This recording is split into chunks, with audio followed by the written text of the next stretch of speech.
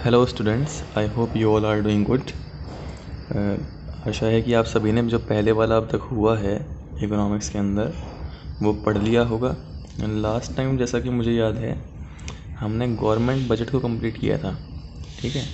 और मेरे ख्याल से काफ़ी सिंपल चैप्टर था गवर्नमेंट बजट, वो आपको सभी को समझ आ गया होगा और याद भी हो गया हो।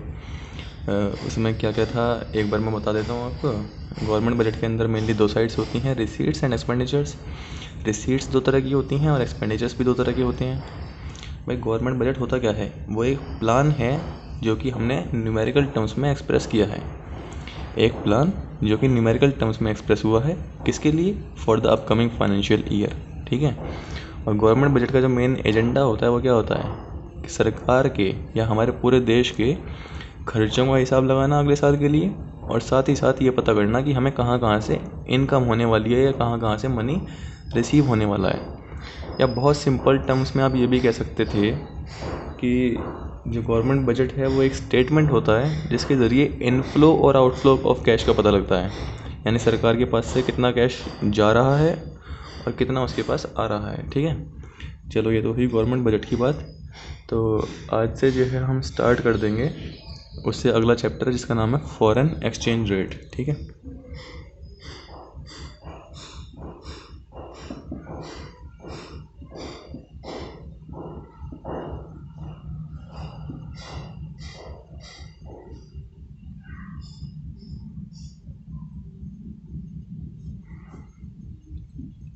Foreign exchange rate.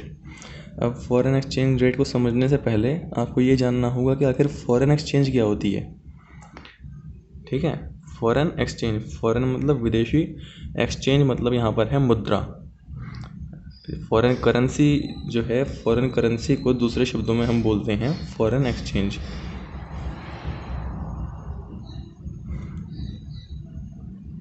देखो आप सभी जानते हैं कि आजकल जो है एक देश दूसरे देश के साथ व्यापार भी करता है, ठीक है। अब हमने जो है मनी वाले चैप्टर में पढ़ा था कि लेन देन करने के लिए, एक्सचेंजेस करने के लिए एक नया सिस्टम लेके आए थे जिसका नाम था मनी। यानी मनी क्या था? मीडियम ऑफ एक्सचेंज, ठीक है ना। पर जो है मनी को हम दूसरे टर्म्स में कैसे जानते हैं? करेंसी की फॉर्म में जानते हैं, यानी कि मुद्रा, जो कि हर देश की अपनी अलग अलग होती है। इंडिया का है रुपया, यूएस का है डॉलर्स, और इंग्लैंड का है यूरो, पाउंड, स्टर्लिंग, ठीक है। तो इस तरह से जो है हर देश की अपनी अलग अलग करेंसी होती है। अब अगर मान लो हम किसी और देश के साथ व्यापार करने लगें तो ऐसा तो नहीं है कि वो जो है हमारे से रुपया ही ले लेंगे। अगर मान लीजिए हम किसी और देश को सामान बेचते हैं तो आप जो है अपने करेंसी में ही तो पेमेंट लेंगे। आपने जो है किसी यूएस के आदमी को सामान बेचा, ठीक है, गुड्स बेचे, तो आप जब पेमेंट लेंगे वो किस करेंसी में लेंगे? वो रुपये में तो लेंगे, क्योंकि आपके लिए डॉलर्स तो किसी काम के हैं नहीं। आप डॉलर्स लेके अपने ये लोकल मार्केट में घूमोगे तो कौन लेगा आपसे? कोई भी नहीं लेने वाला। भले ही डॉलर्स की वैल्यू ज़्यादा हो पर उसके बावजूद भी लोकल मार्केट में उनकी कोई वैल्यू नहीं है, ठीक है। किसी भी करेंसी की वैल्यू कब आती है? जब वो जो है गवर्नमेंट ऑथराइजेशन के साथ चालू हो या लीगल टेंडर बन जाए। वो आपको याद होना चाहिए, मनी वाले चैप्टर में था कि जो करेंसी होती है फिएट करेंसी, फिएट करेंसी क्या होती है? जो कि इशूड बाय गवर्नमेंट हो या फिर जो है अथोराइज्ड बाय गवर्नमेंट हो, ठीक है ना। जो डॉलर्स हैं वो हमारे कंट्री के लिए अथोराइज नहीं है। अगर आप जी अपने मार्केट में लेकर घूमेंगे और आपसे किसी ने मना कर दिया डॉलर्स लेने से तो आप उसके खिलाफ केस नहीं कर सकते। वहीं अगर मान लो कि आप जो है रुपया लेके किसी को सामान परचेज़ करने की कोशिश करते हैं, बदले में उसे रुपया देते हैं और वो उस टाइम मना कर दे तो आप उसके खिलाफ केस भी कर सकते हैं, ठीक है ना। सो फॉरेन एक्सचेंज क्या होता है? फॉरेन करेंसी, यानी कि अगर मान लीजिए आपको किसी और कंट्री के साथ डील करना है तो आपको उस पर्टिकुलर कंट्री की करेंसी इस्तेमाल करनी होगी। अब फॉरेन करेंसी क्या होता है? भाई सीधी सी बात है, हमारे देश में इस्तेमाल होने वाली जो करेंसी है वो डोमेस्टिक करेंसी, जो किसी और देश में हमारे देश को छोड़कर इस्तेमाल होती है वो होती है फॉरेन करेंसी। सो आप डेफिनेशन क्या लिख सकते हैं? Any currency which is used outside our country is known as foreign currency. इससे सिंपल डेफिनेशन मेरे ख्याल से नहीं हो सकती। एनी करेंसी, कोई सी भी करेंसी हो, किसी भी देश की हो, विच is used outside our country, जो हमारे देश से बाहर इस्तेमाल होती है, वही फॉरेन है, ठीक है। तो इसलिए अगर हम चाहें तो फॉरेन एक्सचेंज क्या होगा? फॉरेन एक्सचेंज की डेफिनेशन भी सेम यही बनेगी exchange which is used outside India, या फिर जो है एक्सचेंज और करेंसी अदर देन रुपी। हमारे यहाँ पर रुपया चलता है ना, तो रुपये से अलग जो भी करेंसी है, जो भी एक्सचेंजेस हैं, वो सभी फॉरेन एक्सचेंज बन जाएगी। ठीक है, तो आप चाहो तो लिख सकते हो एक्सचेंज और करेंसी अदर देन रुपी, या फिर और एक्सचेंज और currency that is used outside India. Outside India में इसलिए लिख रहा हूँ क्योंकि हम इंडिया में रहते हैं। ठीक है, ये तो अज्यूम्ड बात है। अगर आप अमेरिका में रह रहे होते या कोई अमेरिका वाला बच्चा पढ़ रहा होगा तो वह फॉरेन एक्सचेंज की डेफिनेशन देगा एक्सचेंज और currency that is used outside America. ठीक है, चलिए अब जो है रेट क्या होता है, इसकी सिंपल सी बहुत छोटी सी डेफिनेशन है। रेट एट विच, या it is the rate at विच, आप पूरा लिख लेना, rate at which one currency is exchanged with the other।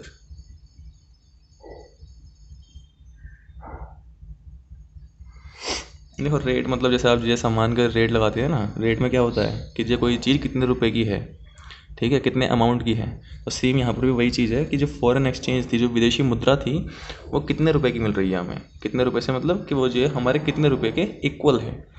तो डेफिनेशन भी यही है, rate at which one currency is exchanged. One currency means suppose कीजिए डोमेस्टिक करेंसी यानी हमारा रुपया is exchange with the other. अब जो ये दूसरी करेंसी है वो जिस भी कंट्री से हम डील करना चाहते हैं उसकी हो सकती है। थोड़ा सा और समझने के लिए, जैसा कि आप लोगों ने सुना होगा कि $1 की वैल्यू, एग्जाम्पल है आजकल कितनी चल रही है आई डोंट नो, ठीक है, मान लीजिए कि 60 रुपीज़ है। ठीक है, तो ये क्या है, डॉलर का रेट है, डॉलर का प्राइस है। सिंपल टर्म्स में अगर हम कहें तो ये प्राइस है। अगर मान लो कि आपको जैसे आप डिफरेंट गुड्स एंड सर्विसेज खरीदते हैं, आपको उसी प्रकार डॉलर खरीदना हो, ठीक है, तो आपको उसके लिए 60 रुपये नेट अमाउंट पे करना पड़ेगा। ठीक है ना, यानी कि फॉरेन एक्सचेंज रेट क्या है, ये करेंसीज़ का रेट है। जो फॉरेन एक्सचेंज रेट है ये डिफरेंट करेंसीज़ का रेट है। अगर मान लो आपको उन्हें परचेज़ करना है तो आपको जो है उतने रुपये, जो भी उसकी वैल्यू अब करंटली चल रही है, उतने रुपये पे करने होंगे। देन उसके बाद आप जो है वो पर्टिकुलर करेंसी परचेज़ कर सकते हैं, ख़रीद सकते हैं। ठीक है, सो आई थिंक आपको समझ में आ गया होगा कि what is foreign exchange rate. It is the rate at which one currency is exchanged with the other currency, या फिर आप चाहें तो ये लिख सकते हैं it is the rate at which domestic currency foreign currency is exchanged with the domestic currency. ठीक है, बाकी वैसे ये वाली डेफिनेशन हर जगह चलने वाली है। आप चाहे किसी भी यूनिवर्सिटी में पढ़ रहे हो, किसी भी कंट्री में पढ़ रहे हो, ये डेफिनेशन ही प्रिवेल करेगी, यही चलती रहेगी। ठीक है, आप एग्जाम्पल में और ले सकते हैं कि भाई मान लो हम यूरो की बात कर लें। ठीक है, तो ये कितने का है, भाई 1 यूरो इक्वल्स टू 80 मान लिया हमने रुपया। ठीक है, तो ये सब जो प्राइस है, रेट है, उसकी बात चल रही है कि फॉरेन एक्सचेंज रेट क्या है। यानी अगर मान लीजिए हमें किसी और कंट्री का करेंसी को परचेज़ करना हो, ख़रीदना हो, अपने पास एक्वायर करना हो, तो उसके लिए हमें अपनी करेंसी का कितना अमाउंट पे करना पड़ेगा। So it is nothing else but the price of that currency. ठीक है, रेट क्या होता है, प्राइस से सिमिलर तो होता है ना। तो आप सिंपली ये समझ सकते हैं कि फॉरेन एक्सचेंज रेट किसी और करेंसी का, किसी और फॉरेन कंट्री के करेंसी का प्राइस ही है। ठीक है, बाकी ये जब लिखना हो तो लिखने के लिए आपको यही डेफिनेशन लिखनी है, प्राइस वर्ड यूज़ नहीं करना। वो मैं समझाने के लिए कह रहा हूँ कि आप जो है ये सोचें कि ये रेट कहाँ से आ गया या फिर जो है क्या हो गया। वैसे समझ गए होंगे, इतने कुछ खास है नहीं इसमें। देन उसके बाद जो है सिस्टम, आप लोग ने सुना होगा काफ़ी ज़्यादा कि जो डॉलर के प्राइस हैं या फॉरेन करेंसी के जो प्राइस हैं वो घटते बढ़ते रहते हैं। ठीक है ना, कभी वो घट जाते हैं, कभी बढ़ जाते हैं। आपने अभी देखा होगा कि पिछले 5-10 साल से तो आप लोग भी शायद न्यूज़ वगैरह देखते हो, तो आप सुनते होंगे कि डॉलर्स के जो प्राइस हैं वो बढ़ते ही जा रहे हैं। पहले 60 रुपये थे, फिर 62 हुए, फिर 64 हुए, अभी आसपास 70 के आसपास पहुंच गए थे। कल परसों भी शायद 1 रुपया बढ़ गया। ठीक है, तो ये जो प्राइस हैं ये बढ़ते कैसे जाते हैं, इसको समझने के लिए आपको जो है आगे का देखना पड़ेगा। उससे पहले जो सिस्टम होते हैं एक्सचेंज रेट के भाई एक्सचेंजेस जो है हमें ऐसे ही आंख बंद करके कुछ नहीं रख देते। ये नहीं कि भाई अमेरिका पावरफुल है तो वो अपने करेंसी को महंगा बेचेगा, ऐसा कुछ नहीं है। कंट्री की जो इकोनॉमी है वही डिसाइड करती है कि किसी भी करेंसी का प्राइस कितना होगा। ठीक है, और ऐसा भी कुछ नहीं कह सकते आप कि जो है कोई करेंसी अगर मान लो महंगी है तो वो जो कंट्री है बहुत पावरफुल होगा या फिर बहुत ज़्यादा अमीर होगा, ऐसा कुछ नहीं है। बट डिपेंड करता है वो कुछ सिस्टम्स के ऊपर, वो सिस्टम्स आपको आगे बताएंगे। सो नेक्स्ट टॉपिक है सिस्टम ऑफ एक्सचेंज रेट।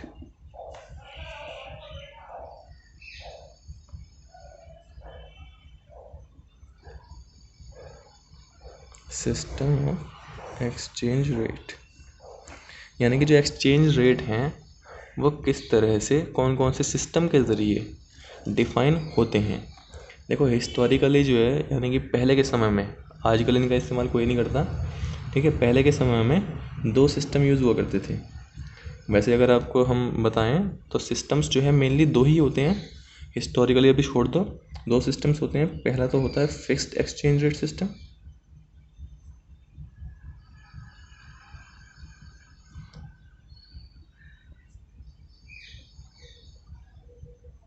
दूसरा होता है flexible exchange rate system.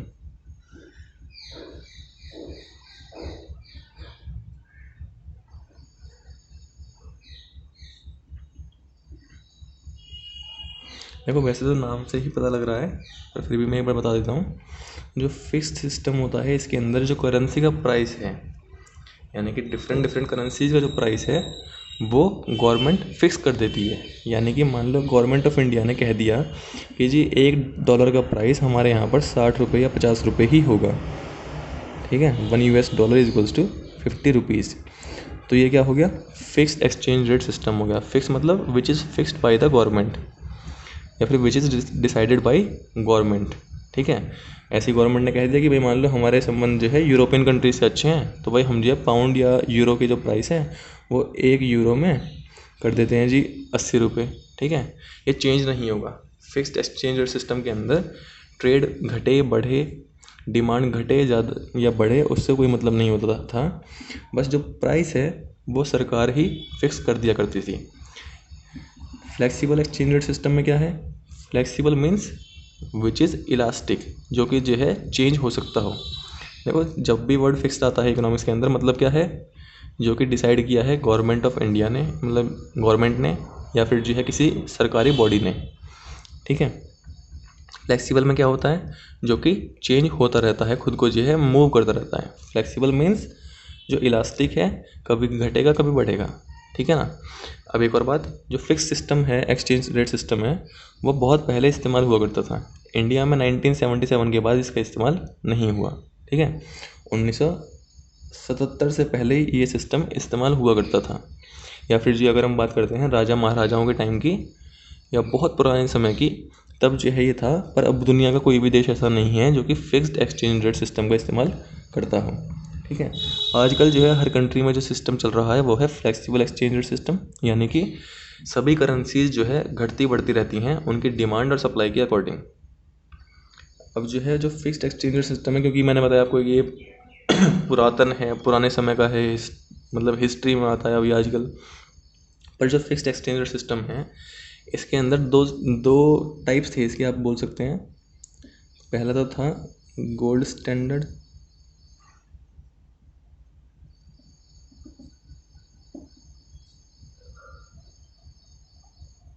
System, दूसरा था ब्रेटन वुड्स।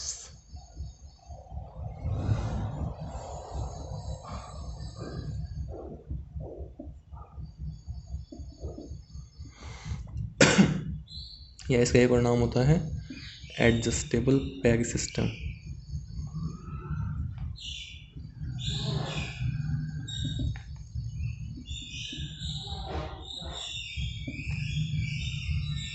देखो आज मैं कुछ ज़्यादा डीपली नहीं बता रहा हूँ, बस आपको जो है एक बार चैप्टर का आइडिया हो जाए कि आखिर चैप्टर में क्या क्या रखा है।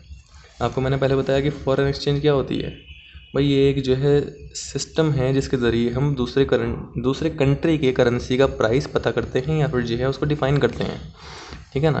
क्योंकि यहाँ पर जो है हम फ़िलहाल आपके 12th लेवल में जो मैक्रो में पढ़ रहे हैं वो ये पढ़ रहे हैं कि आखिर जो चीज़ें हैं वो डिफ़ाइन होती कैसे हैं। जैसे आपको पहले बताया कि जो बजट है उसके बेसिक्स क्या होते हैं, आपको बजट बनाना सिखाया नहीं किसी ने, ठीक है ना।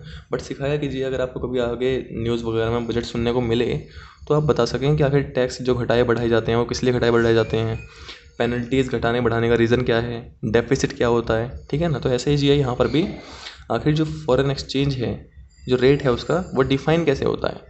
डिफ़ाइन करने से पहले आपको ये जानना होगा कि आखिर कौन कौन से मॉडल्स हैं। मॉडल्स मैंने आपको बताया कि 2 मॉडल्स हैं। पहला फिक्स एक्सचेंज रेट सिस्टम, दूसरा है फ्लेक्सिबल एक्सचेंज रेट सिस्टम।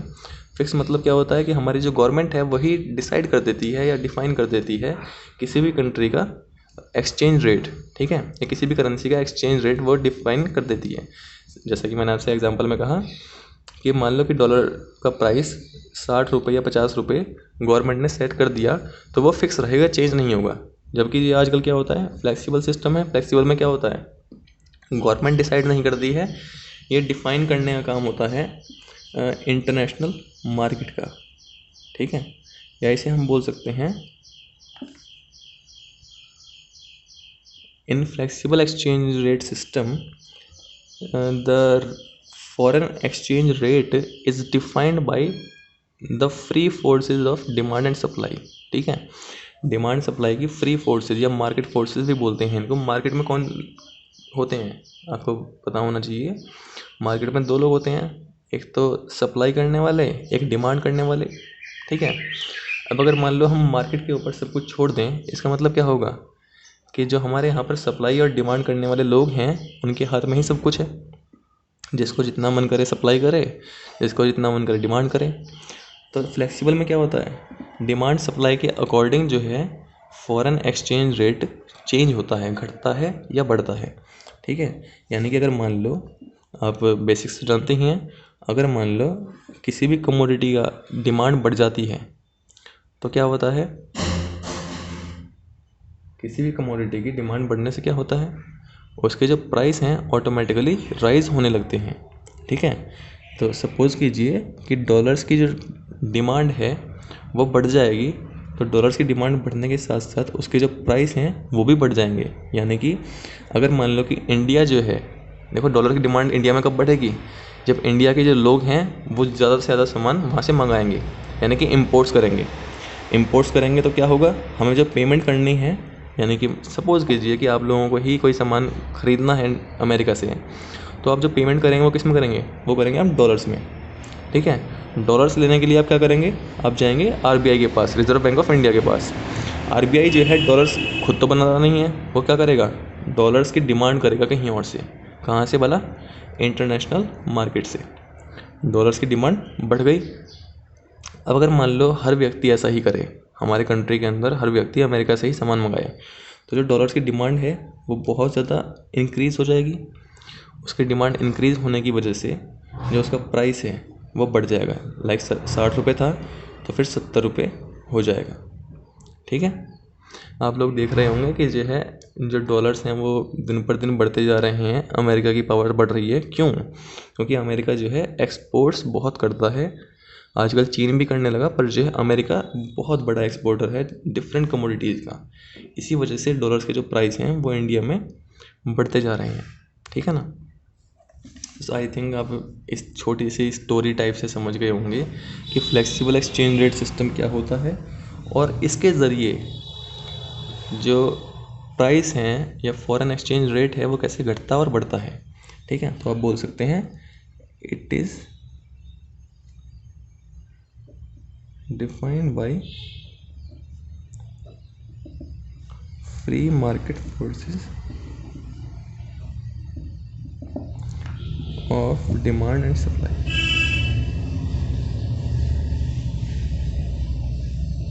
देखो कहीं भी अगर आप वर्ड पढ़ते हैं, मतलब एक फ्रेज़ पढ़ते हैं फ्री मार्केट फोर्सेस, तो इसका मतलब ये है कि फोर्सेस कौन सी होंगी, डिमांड सप्लाई की फोर्सेस। डिमांड सप्लाई की फोर्सेस का मतलब क्या है डिमांड और सप्लाई करने वाले जो लोग हैं उनके पास ही सारी पावर्स हैं। यहाँ पर जो कोई गवर्नमेंट बॉडी है, कोई अलग से एक अथॉराइज्ड बॉडी है, वो दखल नहीं दे रही है। आम जनता के पास पावर है। ठीक है। फ्लेक्सिबल सिस्टम के अंदर अगर मान लो किसी कंट्री के करेंसी की डिमांड बढ़ती है तो ऑटोमेटिकली डिमांड बढ़ने से उसका जो प्राइस है वो भी बढ़ जाएगा। ठीक है। अगर मान लो उसकी डिमांड घटती है तो उसके साथ ही साथ जो है उसका जो प्राइस है वो घट जाएगा। ठीक है ना भाई। आप लोग एक चीज़ जानते ही हैं, डिमांड सप्लाई से ही सब कुछ होता है। हर चीज़ की जो कीमत होती है हमारी कंट्री के अंदर भी वो डिमांड सप्लाई फोर्सेस से ही डिफाइन होती है। आप लोगों ने देखा होगा कि प्याज जो है पहले बहुत महंगी हो रही थी लॉकडाउन से पहले। ठीक है। क्यों? क्योंकि जो उसकी डिमांड हमारे एरिया में भी, जबकि हमारे यहाँ पर काफ़ी ज़्यादा मतलब खेती वगैरह होती है, उसके बावजूद भी जो फल सब्जी हैं उनके दाम बढ़े हुए थे। क्यों? क्योंकि जो सप्लाई हमारी डिमांड के अकॉर्डिंग कम थी।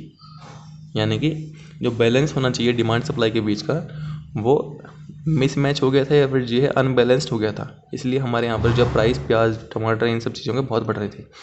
सडनली लॉकडाउन हो गया। लॉकडाउन में क्या हुआ, जो हमारे यहाँ के लोकल सब्जियाँ थीं, फल थे, वो दिल्ली वगैरह में, मुंबई वगैरह में, बड़े शहरों में जाने बंद हो गए। ठीक है। अब क्या हुआ कि हमारे यहाँ पर जो है सप्लाई तो ऑटोमेटिकली बढ़ गई। सप्लाई कैसे बढ़ गई? क्योंकि जो है आधा सामान जो यहाँ का बाहर जा रहा था वो रुक गया। और जो डिमांड है यहाँ के लोगों की, ऐसा तो है नहीं कि बड़ौत में जो है लोगों की संख्या बढ़ गई, मतलब या हमारे एरिया में, इसमें पश्चिमी उत्तर प्रदेश में संख्या बढ़ गई लोगों की, वो हुआ नहीं। तो हमारे यहाँ पर क्या हुआ, डिमांड तो उतनी ही रही। ठीक है। डिमांड सपोज कीजिए 100 यूनिट्स की थी और पहले जो है सप्लाई हमारे यहाँ पर बाहर का भेजने के बाद थी 80 की। ठीक है। तो डिमांड जो है ज़्यादा थी। पर अब क्या हुआ, डिमांड तो उतनी ही है क्योंकि लोग उतने ही हैं, बट जो सप्लाई थी जो बाहर जा रहा था 50%, अब जो है सप्लाई हो गई हमारी 160। तो इससे क्या हुआ, सारे के सारे फल सब्जियों के दाम अचानक से आपने देखा होगा कि जो है नीचे आ गए। ठीक है ना। प्याज बहुत सस्ती हो गई, टमाटर बहुत सस्ते हो गए, बाकी सब्जियां भी बहुत सस्ती हो गई थी। अच्छी क्वालिटी वाली सब्जियां भी बहुत सस्ती हो गई थी हमारे एरिया में। क्यों? क्योंकि जो है उनकी जो डिमांड थी वो तो उतनी ही रही बट सप्लाई बढ़ गई, या आप बोल सकते हैं डिमांड कम हो गई कंपेयरिंग टू सप्लाई। इसी वजह से जो है जब भी डिमांड कम होती है तो जब प्राइस हैं किसी भी चीज़ के वो गिर जाते हैं, डिमांड ज़्यादा होने से प्राइस बढ़ जाते हैं। तो फ्लेक्सिबल एक्सचेंज रेट सिस्टम के अंदर भी यही होता है। अगर किसी करेंसी की डिमांड हाई होगी तो उसके जो प्राइस हैं वो बढ़ते रहेंगे। तो आगे से अगर आपसे कोई पूछे कि जो डॉलर है वो उसके दाम दिन पर दिन क्यों बढ़ रहे हैं, ठीक है, तो आप सिंपली उसे समझा सकते हैं क्योंकि जो डॉलर है उसकी डिमांड ज़्यादा है। ठीक है। डॉलर की डिमांड सिर्फ एक रीज़न से ज़्यादा नहीं है, इसके बहुत सारे रीजन्स हैं, वो आपको धीरे धीरे बताएंगे। ठीक है। बट एक रीज़न क्या है, क्योंकि जो है वो एक्सपोर्ट्स करता है, या हम इंडिया वाले उनसे अमेरिका से इंपोर्ट्स ज़्यादा करते हैं। इंपोर्ट्स करने का मतलब क्या, हमें जो है उनके करेंसी में पेमेंट्स करनी पड़ती हैं। पेमेंट्स करने के लिए हम डॉलर्स की डिमांड बढ़ाते हैं। ओके। तो चलो आज के लिए बस इतना ही है। जो फिक्स एक्सचेंज रेट सिस्टम के 2 टाइप्स हैं, वेरिएंट्स हैं, वो आपको कल बताएंगे। आज आपको बस इतना ही बताना था कि फॉरेन एक्सचेंज रेट क्या होता है। It is the rate at which one currency is exchanged with the other. अगर हमें जो है किसी और कंट्री के करेंसी को ख़रीदना हो, परचेज़ करना हो, तो आप किस रेट पर करने वाले हैं वही रेट हमारा फॉरेन एक्सचेंज रेट होता है। For example, the rate of $1 is equals to 60 rupees. So if you want to purchase $1, you will have to pay 60 rupees. Okay. Then there are 2 system of exchange rates. First one is fixed exchange rate system. In this system, government of any country decides or fix the exchange rate for the other currency. यहाँ पर क्या होता है, जो government है, सरकार जो है, वो रेट को फिक्स कर देती है पूरे 1 साल के लिए या कुछ सालों के लिए। ठीक है। और फिर जो है उस साल के अंदर या कुछ सालों के अंदर वो जो रेट है, करेंसी की जो वैल्यू है, वो ना तो इंक्रीज़ होती ना डिक्रीज़ होती। क्यों? क्योंकि गवर्नमेंट के पास पावर होती है किसी भी रेट को फिक्स करने की। पर ये जो सिस्टम है ये आउटडेट हो चुका। आउटडेट मतलब ये पुराने ज़माने का हो चुका। आजकल क्योंकि बहुत ज़्यादा विदेशी व्यापार होता है, सभी कंट्रीज़ आपस में लिंक्ड हैं, या आप बोल सकते हैं ग्लोबलाइजेशन का दौर है, इसी वजह से अब एक नया सिस्टम लेके आए हैं, इस वाले को हटाकर सारे कंट्रीज़, जिसका नाम है फ्लेक्सिबल एक्सचेंज रेट सिस्टम। यहाँ पर क्या होता है, in this system market forces define the rate of foreign exchange. इस सिस्टम के अंदर जो मार्केट फोर्सेस हैं, मार्केट फोर्सेस कौन सी होती हैं? डिमांड सप्लाई करने वाले लोग, ठीक है। ये जो मार्केट फोर्सेस हैं ये डिफाइन करती हैं फॉरेन एक्सचेंज रेट को, ठीक है। ये आप समझ सकते हैं ऐसे भी कि if demand for any currency increases with respect to its supply, then the price of या फिर then the rate of that currency increases। वही जो डिमांड सप्लाई का कॉन्सेप्ट है, मेरे ख्याल से वो तो सभी को आता ही है, अच्छे से माइक्रो में पढ़ रखा है आपने। डिमांड बढ़ेगी इन कंपेयरिंग टू सप्लाई, तो ऑटोमेटिकली प्राइस बढ़ जाएंगे। डिमांड अगर सप्लाई के मुकाबले कम हो जाएगी, सप्लाई ज़्यादा हो डिमांड कम हो जाएगी, तो उससे क्या होगा? प्राइसेस रिड्यूस हो जाएंगे, कम हो जाएंगे, ठीक है। बाकी जो है फिर फिक्स एक्सचेंज रेट सिस्टम के जो 2 टाइप्स हैं और इसके आगे का इनके मेरिट्स डिमेरिट्स वो आपको बताएंगे कल। Thank you.